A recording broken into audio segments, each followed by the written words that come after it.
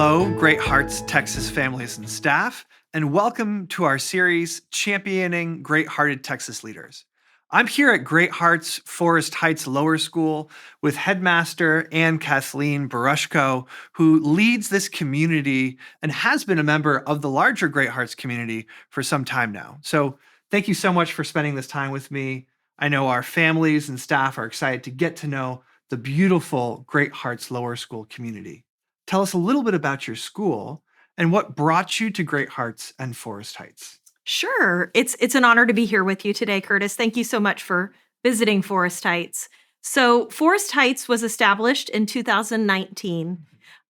We have grown so much since then. We now are a K through 10 campus, lower school K through 5. We have more than 750 students in K through 5 in our lower school alone. Wow. We're really excited. In 2 more years, we'll have our first graduating class. And it's an honor for me to have joined Forest Heights just this past year, to come to Forest Heights to lead the campus as the headmaster of the lower school. It's been a joy, and I feel like these past 4 years, a strong foundation was established by Headmaster Dowdy, Headmaster Ramirez, and I'm really excited to build on those strengths that are already here and hone and refine some of our processes so that we can provide the best education for our students. You came here this summer to the Forest Heights community, but were at, I believe, Northern Oaks prior to that for a number of years and had a number of roles in that school. Yes. I was blessed. The past 7 years, I actually served at Great Hearts Northern Oaks. I served first as a first grade teacher, then as a 4th grade teacher and team lead, dean of teachers, and then assistant headmaster. And it was a joy to be there, but it's also been a joy to join Great Hearts Forest Heights and serve at a sister school, see the similarities among Great Hearts campuses, but also see how each community is different. Yeah. But we're still seeking the same goals as Great Hearts to pursue truth, goodness, and beauty. That's amazing. And the interconnectedness of our schools is such a rich part of being a network and of becoming a stronger and stronger network. So you started off as a teacher at Great Hearts, and I have to ask you, as a teacher myself, what's your favorite subject, lesson, book? What's your favorite thing to teach? Well, I enjoy all the subjects at Great Hearts. We just do such a great job of having such a rich curriculum in every single individual subject area. But I will have to say my favorite thing to teach at Great Hearts has been literature. Okay. It's one thing to read great literature on your own, even to read it on your own and discuss it with a group. But in the lower school, we have the benefit of being able to read great literature in community. Yeah. And so together we experience these joys and these sorrows that the characters undergo. And I could tell as a teacher if my class understood, if they were able to comprehend what we were reading, because you could hear the collective gasp among the students, or a collective, sigh, or even a laugh. If I didn't hear that laugh, I knew I needed to stop and explain it to them. But the response the day we finished reading a novel together aloud, the response to that was, it was always some kind of very powerful response where the students felt so connected to the characters that they would either, erupt into some kind of disagreement about how the book ended, or erupt into applause because they were so moved by that journey that we had been through together with those characters in that book. I love that. The beautiful books that we have in our curriculum, coupled with amazing teachers and teaching, and the conversations around it. I was in classrooms earlier this week and last week and saw a seminar on King Arthur in 4th grade, and the students grappling with who demonstrates greater honor, Lancelot or King Arthur. And then in a 12th grade humane letters class, and literally heard that gasp where they were talking about Shakespeare and Macbeth and making a connection to Dante's Inferno. And the teacher seamlessly kind of guided students through questioning to see it.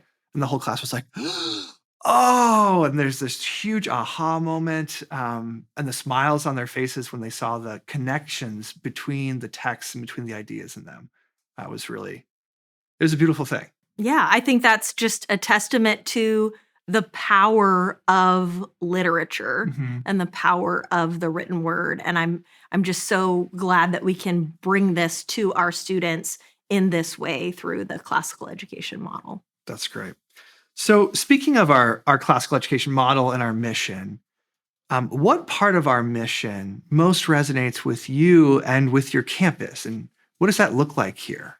Yeah, that's a great question. So I always kind of hearken back to the quote Aristotle says, educating the mind without educating the heart Hmm. is no education at all. Hmm. When we think about forming future citizens for our country, do we want to just form their minds? Hmm. Or do we want to truly form their minds, hearts, and souls? And Hmm. I think that is one thing that makes Great Hearts stand apart with our classical education is that we do seek to form the minds, to form the hearts of students. And it's something that parents are often surprised to hear and like to find out how that looks in the classrooms, Yeah. practically speaking. Yeah.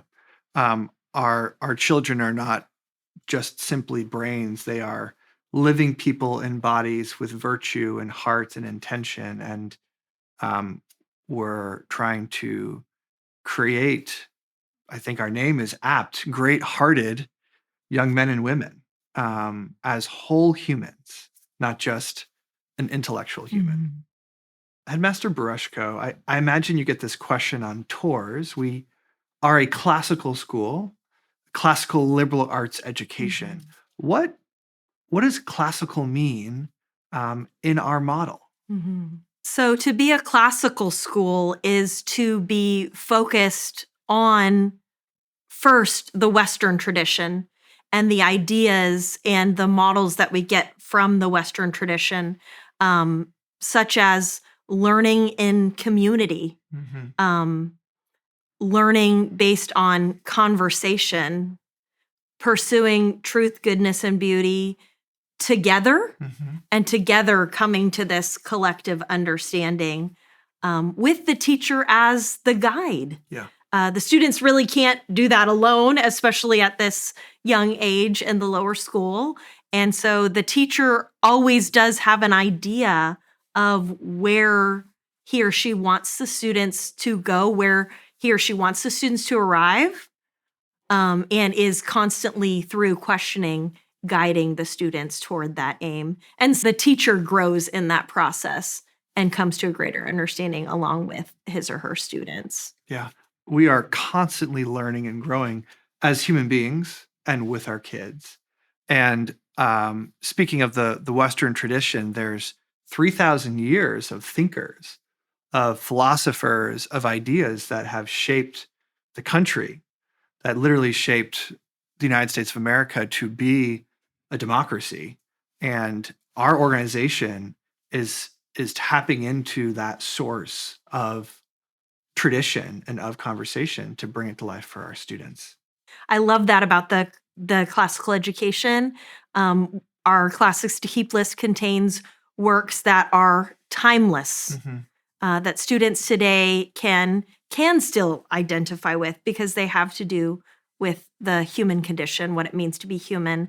They help us to walk together and experience some of the joys and sorrows along with the characters.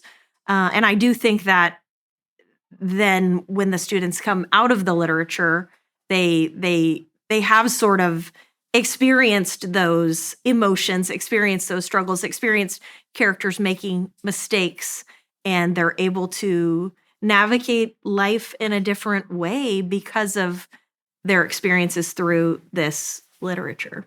You spoke a little bit about reading and your love of our literature before. What what is a beautiful aspect of our curriculum that you just have fallen in love with? It's really hard for me to choose one piece of our You curriculum. can share a few if you. But I will just share one hallmark I think of Great Hearts of our curriculum as a classical school is just the idea of discovery. I think discovery is really at the heart of everything that we do, with the idea that the teacher is guiding the students through this discovery process so that hopefully when the students are young adults, they can guide themselves through that process. So for example, we think a lot about discovery in science. The students are bringing the thing itself. If they're studying rocks in first grade, my first graders studied rocks, and they brought in rocks from the playground, rocks from home, and they used their five senses to look at these rocks and to smell them. I had to get them not to taste them, but they did smell them and look at them and compare them to one another, put them in groups and categorize them, what's similar and what's different. And then we were able to look at the textbook and to see these categories of rocks that geologists have come up with and to read about that. So it lends itself naturally to science, but in every subject, we're doing that process of discovery.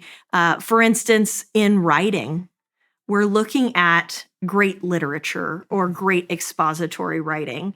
And I want to put a model in front of my students and say, what do you notice?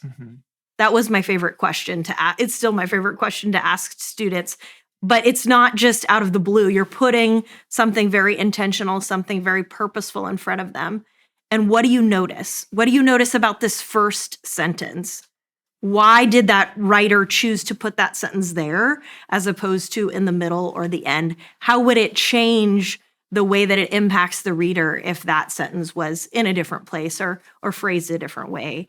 And so that question of what do you notice and that process of discovery is one of my favorite parts about our curriculum.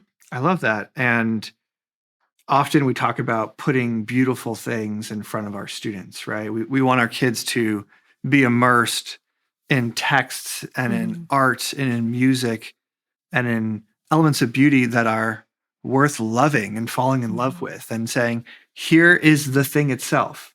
Observe it, fall in love with it, and let's try to draw out that beauty and elicit our own understandings from those pieces. Let's talk a little bit about culture. We talk about how students are immersed in art, in music, and good texts.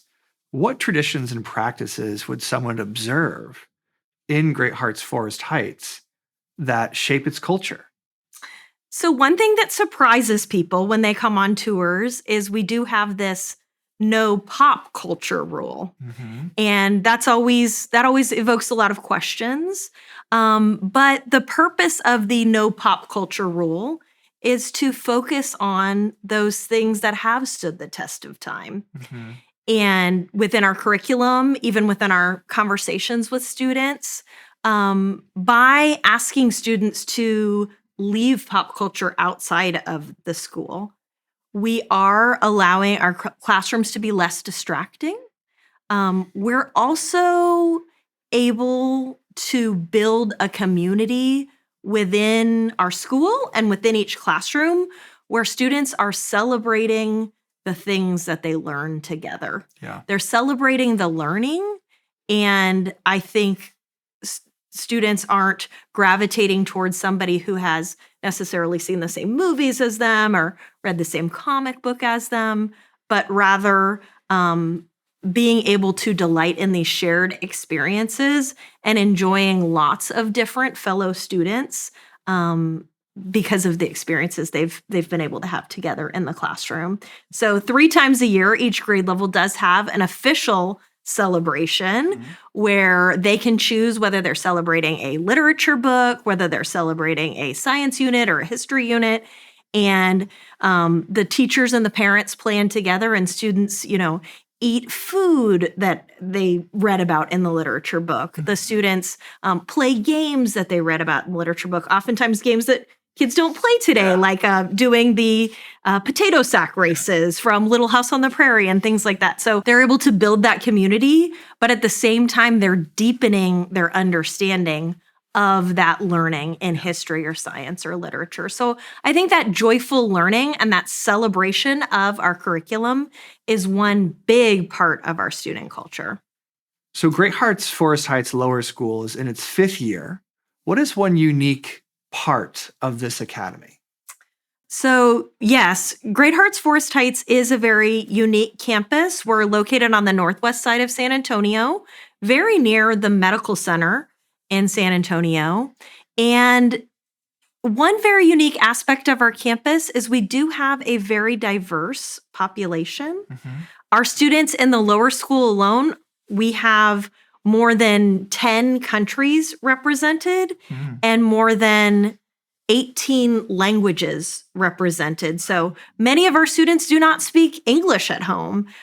Some of them speak Telugu or Spanish or Portuguese or some other language. So it is unique, it is diverse, and we're excited about that diversity and excited about bringing everyone together as a community. Yeah, what a wonderful opportunity to bring in people of all walks of life, of all backgrounds, to share and celebrate in the mission and model that we have here. Yes, and I do think it's easy to find a common thread among us. We are all, the families, the faculty, just very passionate about this joyful learning and about pursuing that truth, goodness, and beauty. And even though we are all very different, we do share that common goal for our students and even for our families and faculty. Headmaster Borushko, thank you so much for being in this conversation with me today. It's a delight to be here at Great Hearts Forest Heights Lower School, learning more about the spectacular community and faculty that you have. Parents, faculty, and staff, thank you for joining us on our Championing Great-Hearted Texas Leaders series. Across the coming weeks and months, I'll continue to travel around our state to talk with our headmasters and to highlight our mission and model. Thank you.